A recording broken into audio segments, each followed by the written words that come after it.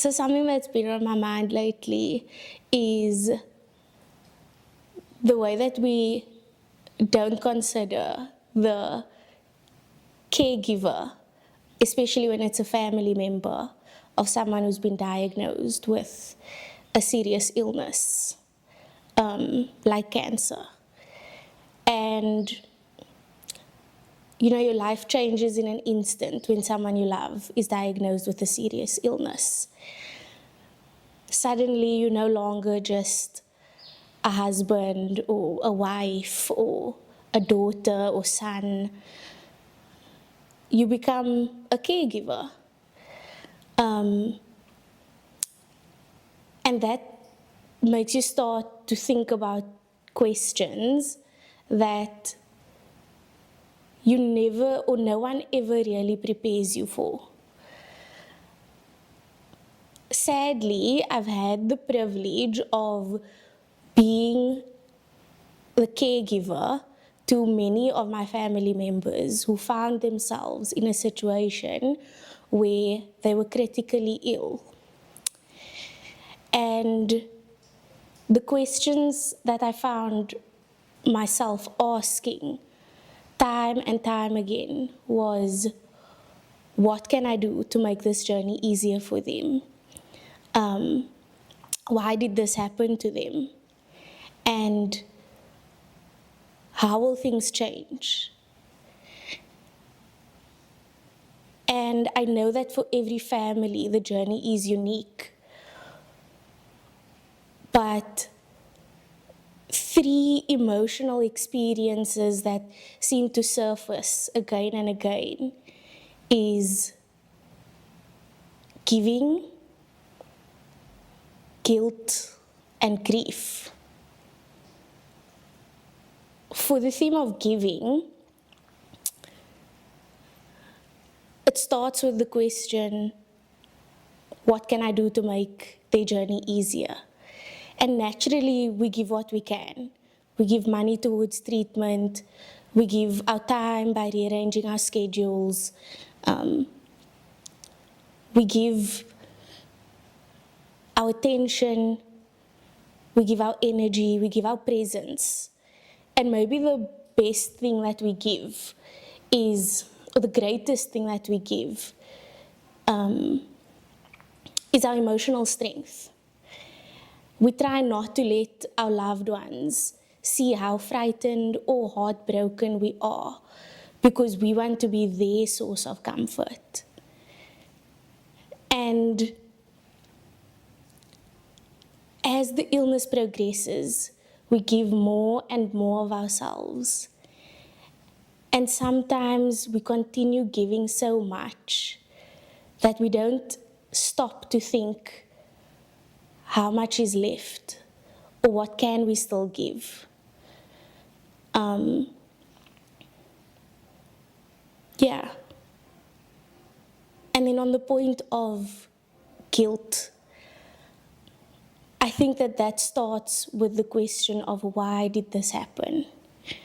And guilt, it can start off like a shock or a sudden awakening, where we realize how precious life is and how fragile good health actually is, and how lucky or fortunate we are to have our own.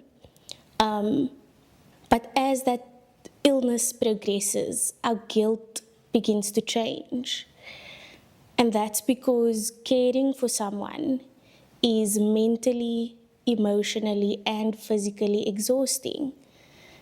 We sleep less, we struggle to focus at work, we become overwhelmed, and sometimes we find ourselves asking or thinking, I don't know how much longer I can carry on like this. And immediately we feel guilty for thinking it. But the sad thing is that feeling overwhelmed, it doesn't mean that you love the person any less. It actually just means that you are human. Even though you're not the one diagnosed with the illness. In psychology, they actually refer to this as secondary suffering. It's the emotional, psychological, and physical impact of witnessing and caring for someone that we love deeply through a life-limiting illness. And that brings me to my third point of grief. When we ask ourselves the question, how will things change? We ask that out of concern. But again, as the illness progresses, that change that we were concerned about, it happens naturally. It's gradual, and it's quiet, and it's out of our control. And so long before our loved one passes on, we might actually start grieving already. We grieve the person that they used to be. We grieve the routine that we took for granted. We grieve our independence. We grieve the future that we maybe imagined. And maybe we grieve pieces of ourselves too. This is actually known as anticipatory grief. It's the grief that we experience before our loved one passes on.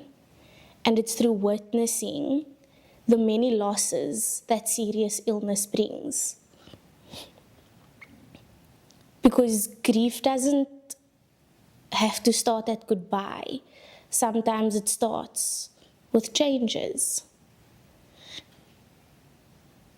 And so yeah, these three themes of giving, guilt, and grief. And it's definitely not the only emotional experiences that family caregivers experiences. But it is some of the most common and least recognized. And so I think it's just important for anyone walking this journey to remember that allowing yourself mercy and grace doesn't mean that you're taking anything away from the person that you love. Because when we allow ourselves to rest, and when we allow ourselves to ask for help, and when we allow ourselves permission to grieve, we are actually much better placed to continue loving the ones that need us most.